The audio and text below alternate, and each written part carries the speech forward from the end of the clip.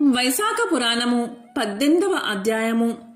నారాయణం నమస్కృత్య నరం చైవ నరోత్తమం దేవీం సరస్వతీం వ్యాసం తతో జయముదీరయేత్. విష్ణువు యముణ్ణి ఊరడించుట. నారదుడు అంబరీషునితో ఇలా పలుకుతున్నాడు. శృతదేవుడు శృతకీర్తితో ఇలా అంటున్నాడు. యముని మాటలు విని బ్రహ్మ ఇలా అన్నాడు. ఓయి, నీవెందుకు విచారంగా ఉన్నావు? నువ్వు చూసిన దానిలో ఆశ్చర్యం ఏముంది?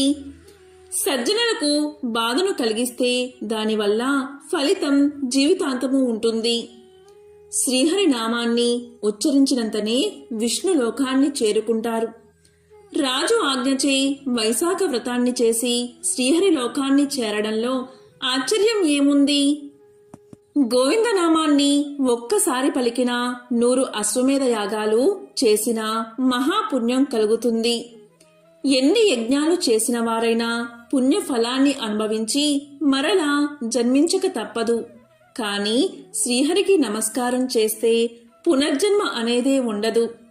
శ్రీహరి నామాన్ని ఉచ్చరించేవారు కురుక్షేత్రానికి పోవలసిన అవసరం లేదు. సరస్వతి మొదలైన తీర్థాలయందు మునగవలసిన అవసరం లేదు.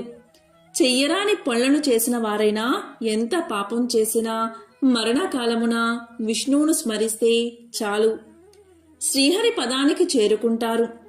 తినరాని దానిని తిన్నవారు శ్రీహరిని స్మరిస్తే చాలు, పాపాలను పోగొట్టుకుని విష్ణు సాయుధ్యం పొందుతారు. ఇలాంటి శ్రీ మహావిష్ణువుకు ఇష్టమైనది వైశాఖ మాసం. వైశాఖ ధర్మాలను వింటే చాలు, సర్వ పాపాలు హరిస్తాయి. విష్ణు ప్రియమగు వైశాఖ వ్రతాన్ని ఆచరించిన వారు శ్రీహరి పదాన్ని చేరడంలో ఆశ్చర్యం ఏముంది? మనందరినీ సృష్టించే సర్వ జగన్నాథుడు అయిన శ్రీ మహావిష్ణువుని సేవించిన వారు విష్ణు లోకం చేరడంలో ఆశ్చర్యం ఏముంది? కీర్తిమంతుడు శ్రీహరి భక్తుడు. శ్రీహరికి ఇష్టమైన వైశాఖ వ్రతాన్ని చేసిన వారి యందు శ్రీహరి ప్రీతుడై వారికి సాయపడ్డం సహజమే కదా. యమధర్మరాజా, శ్రీహరి భక్తుడగు ఆ రాజును శిక్షించే శక్తి నాకు లేదు. శ్రీహరి భక్తులకు ఎప్పుడూ అశుభం ఉండదు కదా. జన్మ మృత్యు జరావ్యాధి భయం కూడా ఉండదు. యజమాని చెప్పిన పనిని అధికారి శక్తి కొలది ఆచరించడానికి ప్రయత్నించినా చాలు, అతడు పనిని పూర్తి చేయకపోయినా నరకానికి పోడు. తన శక్తికి మించితే ఆ విషయాన్ని యజమానికి నివేదించిన అధికారి సేవకుడు పాపాన్ని పొందడు. వాడికి కూడా ఎటువంటి దోషమూ కలగదు. యజమాని చెప్పిన పని శక్తికి మించినప్పుడు అది వాని దోషం కాదు అని బ్రహ్మ యముణ్ణి ఎన్నో విధాలుగా ఊరడించాడు. అప్పుడు యముడు బ్రహ్మ మాటలు విని, స్వామి, నీ ఆజ్ఞను పాటించి నేను కృతజ్ఞుణ్ణి అయ్యాను. అన్నిటినీ పొందాను.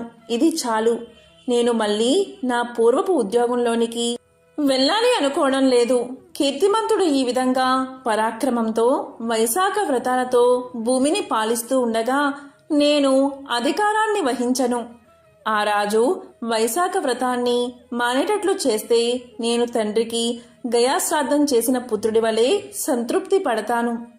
కృపాకర, నా కోరిక తీరేటట్లు ఉపాయాన్ని చెప్పు. అప్పుడు నేను మళ్ళీ నా కర్తవ్యాన్ని నిర్వహిస్తాను అని ప్రార్థించాడు యముడు. అప్పుడు బ్రహ్మ ఇలా పలికాడు. యమధర్మరాజా, విష్ణు భక్తుడగు అతనితో నీవు విరోధం పడ్డం మంచిది కాదు. నీకు కీర్తిమంతుడిపై కోపం ఉంటే మనం శ్రీహరి దగ్గరకు వెళ్దాము. జరిగిందంతా శ్రీమన్నారాయణుడికి తెలియచేసి ఆయన చెప్పినట్లే చేద్దాము. సర్వలోకాలకు కర్తయగు ఆ శ్రీమన్నారాయణుడే ధర్మ పరిపాలకుడు, మనల్ని శిక్షించే దండధరుడు, మనల్ని ఆజ్ఞాపించే నియామకుడు. శ్రీహరి మాటలకు మనం బదులు చెప్పకూడదు. కీర్తిమంతుడు కూడా శ్రీహరి భక్తుడవడం వల్ల అతనికి కూడా బదులు చెప్పకూడదు. మనం శ్రీహరి దగ్గరికి పోదాము అని యమధర్మరాజును వెంట తీసుకుని క్షీర సముద్రానికి వెళ్ళాడు బ్రహ్మ. జ్ఞాన స్వరూపుడు, నిర్గుణుడు, సాంఖ్యయోగాలతో కూడినవాడు, పురుషోత్తముడు అయిన శ్రీహరిని స్తుతించాడు. అప్పుడు శ్రీహరి ప్రత్యక్షమయ్యాడు. బ్రహ్మ, యమధర్మరాజు ఇద్దరూ కూడా శ్రీహరికి నమస్కారం చేశారు.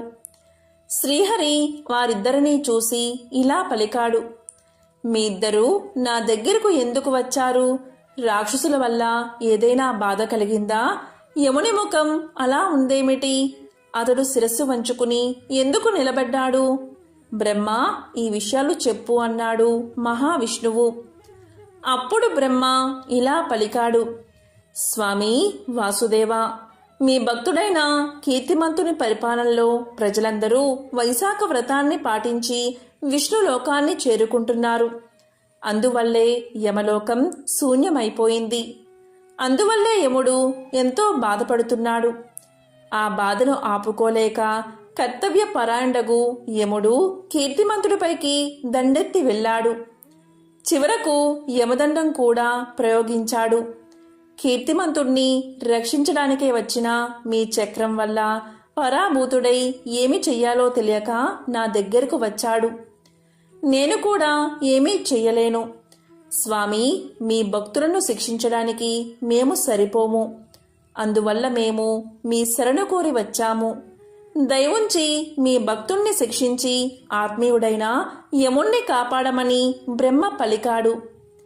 బ్రహ్మ మాటలకు మహావిష్ణువు చిరునవ్వు నవ్వి ఆ ఇద్దరినీ చూసి ఇలా అన్నాడు, నేను లక్ష్మీదేవిని అయినా, నా ప్రాణాల్ని అయినా, దేహాన్ని అయినా, శ్రీవత్సమును అయినా, కౌస్తుభమును అయినా, వైజయంతి మాలనైనా, శ్వేత దీపాన్ని అయినా, వైకుంఠాన్నైనా, క్షీరసాగరాన్ని అయినా, శేషుణ్ణి అయినా, గరుత్మంతుణ్ణి అయినా, దేన్నైనా విడిచిపెడతాను కానీ నా భక్తుణ్ణి మాత్రం విడిచిపెట్టను. సమస్త భోగాలను, జీవితాలను విడిచి నాయందే ఆధారపడి ఉన్న నా భక్తులను ఎలా వదిలిపెడతాను? యమధర్మరాజా, నీ దుఃఖం పోగొట్టుకోవడానికి ఒక ఉపాయాన్ని నీకు తెలియచేస్తాను. నేను కీర్తిమంతు మహారాజునకు సంతుష్టుడై 10,000 సంవత్సరాల ఆయుర్దాయం ఇచ్చాను. ఇప్పటికే 8,000 సంవత్సరాలు గడిచిపోయాయి. ఆ తరువాత వెనుడు అనే దుర్మార్గుడు రాజు అవుతాడు.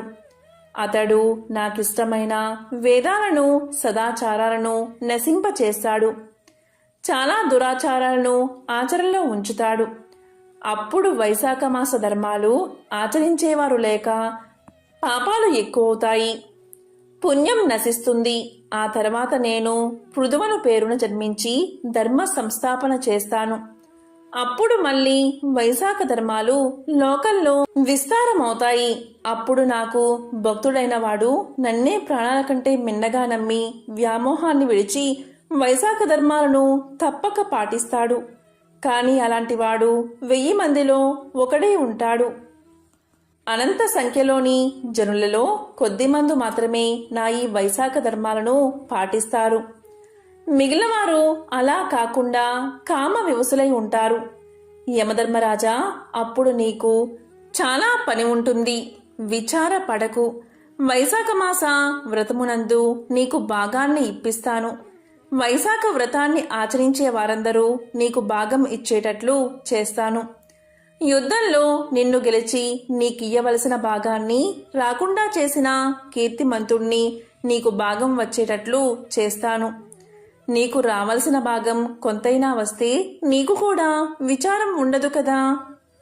వైశాఖ మాస వ్రతాన్ని ఆచరించేవారు ప్రతిరోజు స్నానం చేసి నీకు అర్ఘ్యాన్ని ఇస్తారు.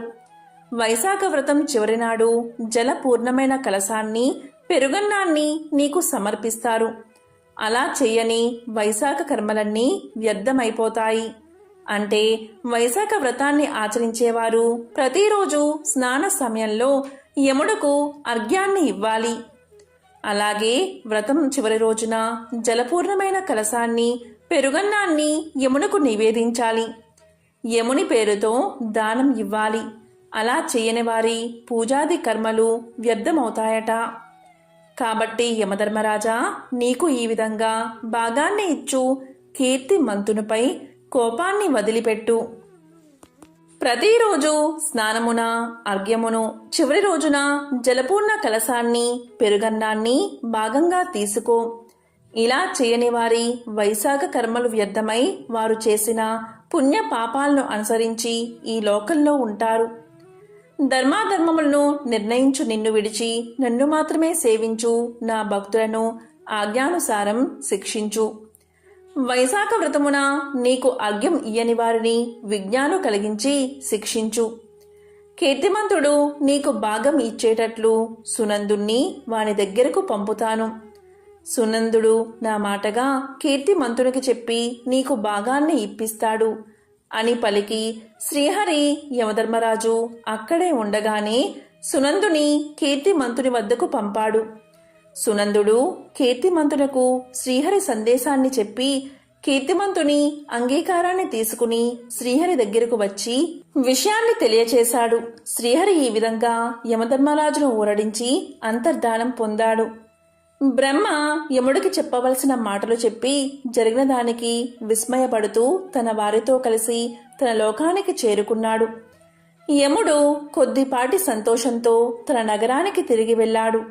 శ్రీ మహావిష్ణువు పంపిన సునందుని మాటను పాటించి కీర్తిమంతుడు అతని ప్రజలు వైశాఖ వ్రతాన్ని ఆచరిస్తూ యమధర్మరాజుకు ప్రతిరోజు స్నాన సమయంలో అర్ఘ్యాన్ని, వ్రతాంతమున జలకలశాన్ని, దద్దెన్నమును సమర్పిస్తూ ఉన్నారు.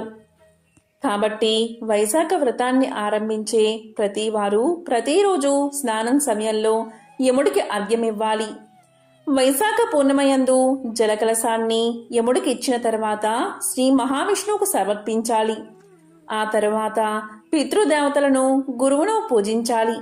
తరువాత శ్రీ మహావిష్ణువును ఉద్దేశించి చల్లని నీరు, పెరుగు కలిపిన అన్నాన్ని, దక్షిణగల తాంబూలాన్ని, ఫలాన్ని ఉంచి కంచు పాత్రను సద్బ్రాహ్మణుడుకు దానం ఇవ్వాలి.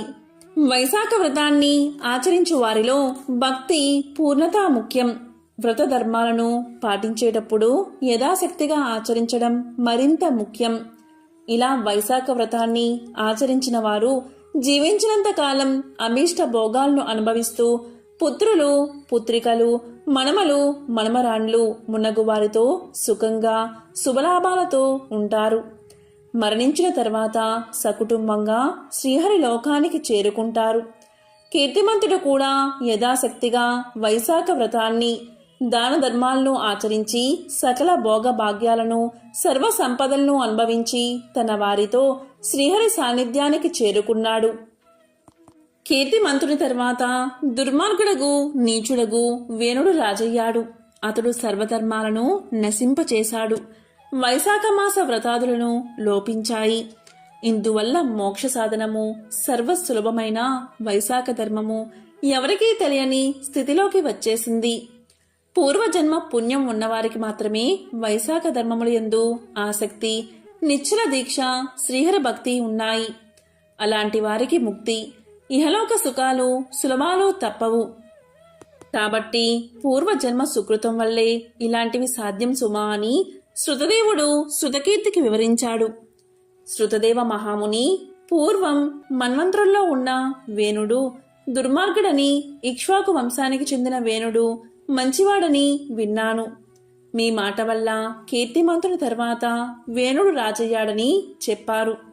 దాన్ని వివరించండి అని కోరాడు శృతకీర్తి మహారాజు. అప్పుడు శృతదేవుడు ఇలా చెప్పడం మొదలుపెట్టాడు. రాజా, యుగములను బట్టి, కల్పాల్ని బట్టి కథలు, అందివారి స్వభావం వేరుగా చెప్పబడి ఉండొచ్చు.